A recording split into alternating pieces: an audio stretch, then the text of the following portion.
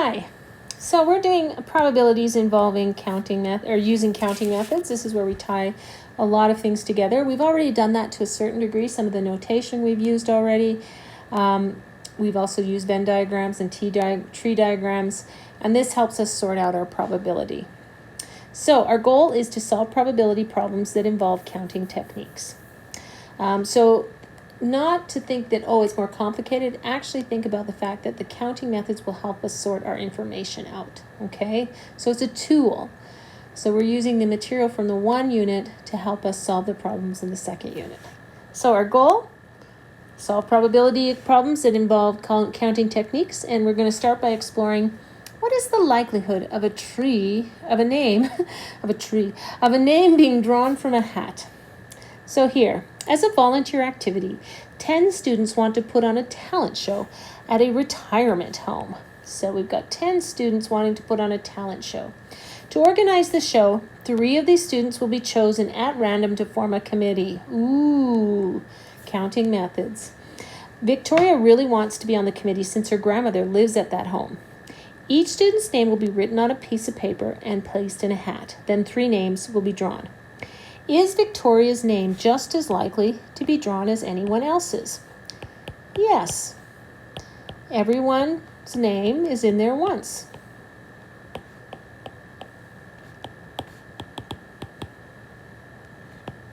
Okay.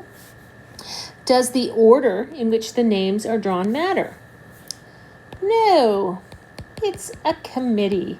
It's a group with no ranking, no titles. It's not like we have president, vice president, and secretary of the committee. They're all just committee members. Okay.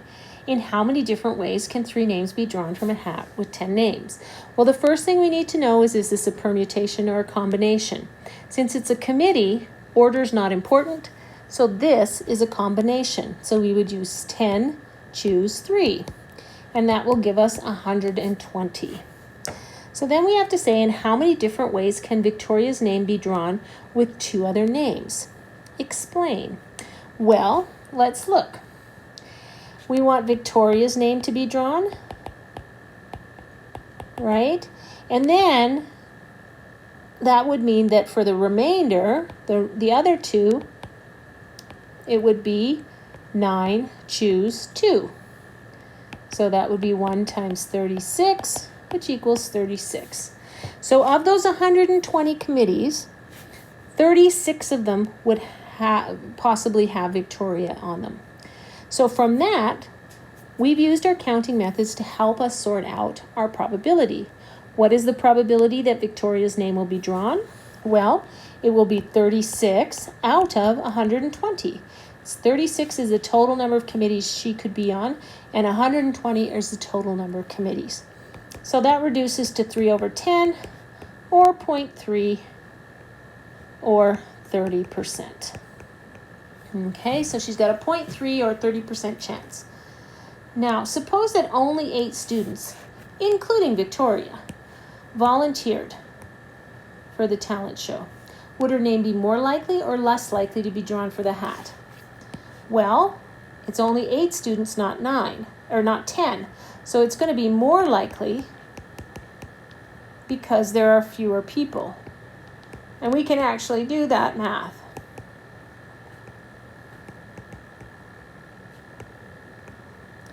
So it would be, for the total number, it would be 8 choose 3.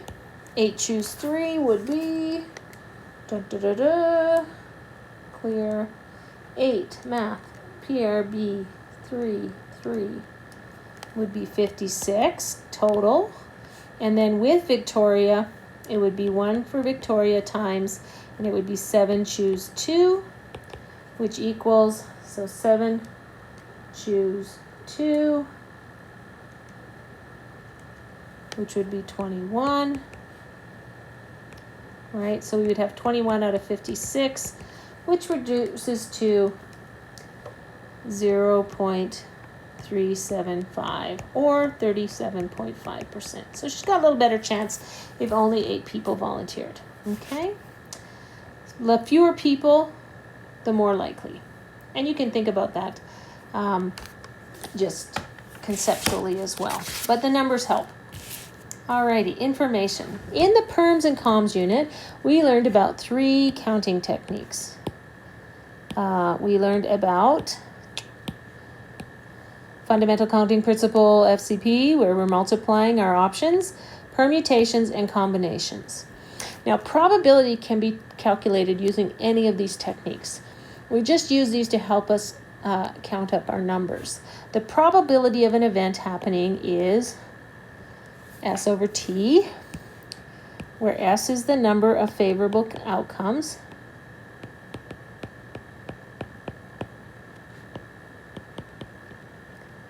And T is the total number of outcomes.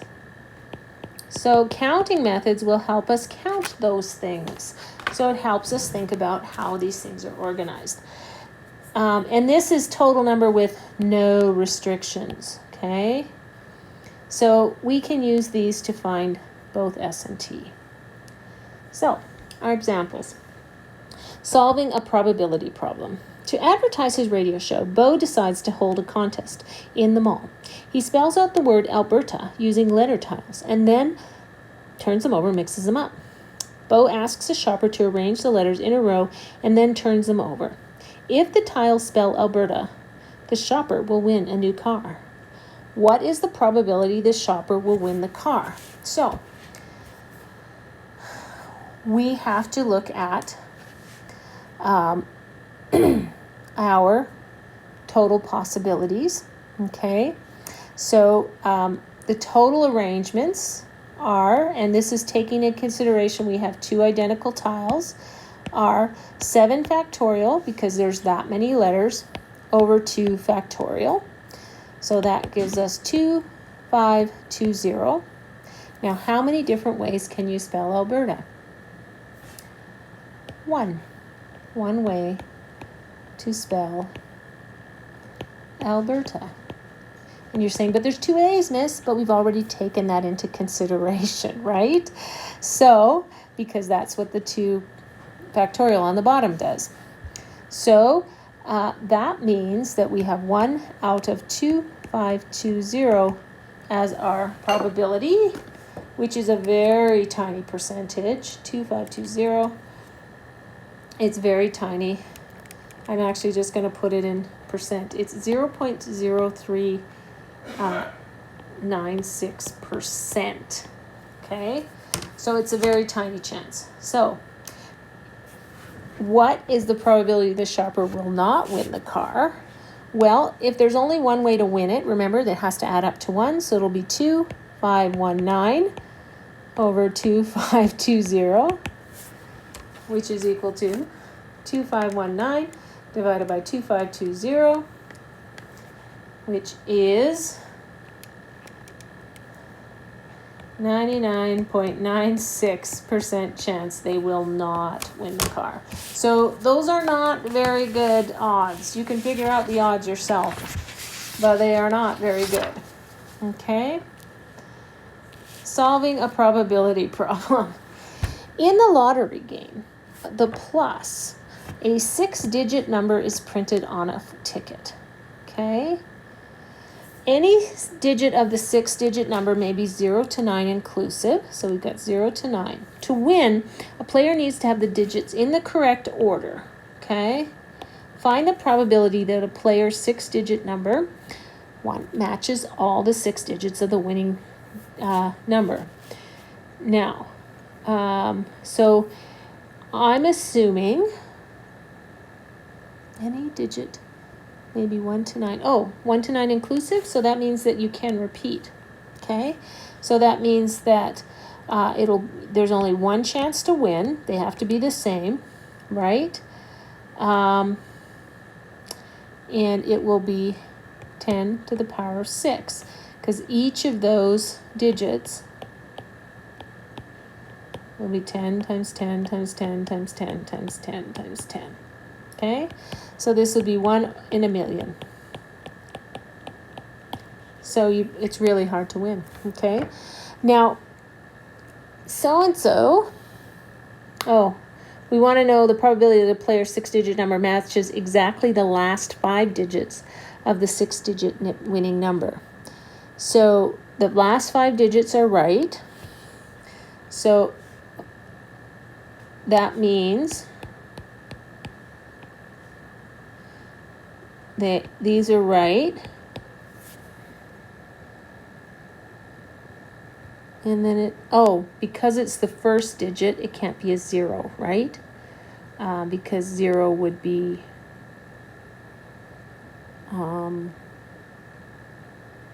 0 would not work for that first digit. So that's going to imply on the first one too. I think the first one is actually wrong. It's going to be, because the first one can't be, you can't have a 0 in the first. Any digit of the 6-digit number may be 0 to 9 inclusive.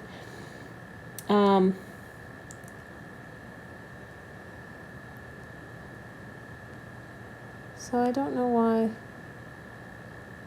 I'm just thinking here because I'm looking at this problem. Well, let's leave it like this. The restrictions seem a little unclear. These are a match, right? And then the other possibilities, because it can be 0 to 6, if they can be repeated, I would think that this would actually be 10 options. I guess it depends. I'm going to just say that we're assuming you can have a 0 as your first digit, okay? Even though a 0 wouldn't give you a 6-digit number. So that would mean that you would have 10 out of a million, because there's a million different options, right? So that would be 1 out of 100,000. Okay, that was a little weird. The restrictions are weird on this one, okay? So I would like to clarify that. I won't put one like that on a test. I'll make sure it's very clear. Okay. In a lottery game, 649, a player selects 6 different numbers between 1 and 49. This is clearer. Inclusive, in any order. And in Lotto 649, they can't be repeated, right? So, what's the probability that the player's 6 numbers match all 6 winning numbers? So that would be 6, choose 6, right? And for the bottom, it would be 49, choose 6 for your options. So 6, choose 6, there's only one way to win. And 49, choose 6 is 13,983,816. Your odds are not good, right? Okay. But it's better odds to match 5 of the winning numbers, because what that means is that on the top, you'll have 5, choose 5 times the one that didn't match. So that means that you chose, there's 43 numbers that you didn't match, right? So 49 minus 43, or minus 5 is 43, and you chose 1. So that equals 43, which is out of your 49, choose 6, which is 13,983,816. So still not great odds, but 43 times better, okay? Because you've got a little better shot there, okay? Again, it's just kind of tracking it down, saying, is this obviously here, order doesn't matter. So we're using combinations because it says they can be in any order. But it's just, what is the group of numbers that you have, and then thinking through the problem. All right, solving a probability problem using counting techniques. Example number 4. There are many different bets that a purchaser can make at a horse racetrack. The quinella, well, how do you say it? Double L. Well, quinella, we're just going to call it that, is a betting transaction in which the purchaser attempts to select the first 2 horses to finish in either order. So you want the 1 and 2, but you don't care. You could be 1-2 or 2-1, as long as your 2 horses are in there. In a field of 8 horses, what is the probability that the purchaser wins the quinella by randomly selecting the horses? So, for the number of horses, we have 8 choose 2, because 2 of them are going to be in first and second. And then if we've selected them correctly, it's going to be 2 choose 2. So on the top, that is 1, and 8 choose 2 is 28. So there's a 1 in 28 probability that at random, the purchaser could win the quinella. Now the exactor is a betting transaction in which the purchaser attempts to select the first 2 horses to finish, but the exactor is in exact order. So it's the first 2 horses in the exact order. So if it's in the exact order, then it matters what order, right? So when we're looking at order, we use permutations, right? So instead of using combinations, which we could use for the previous one because order didn't matter,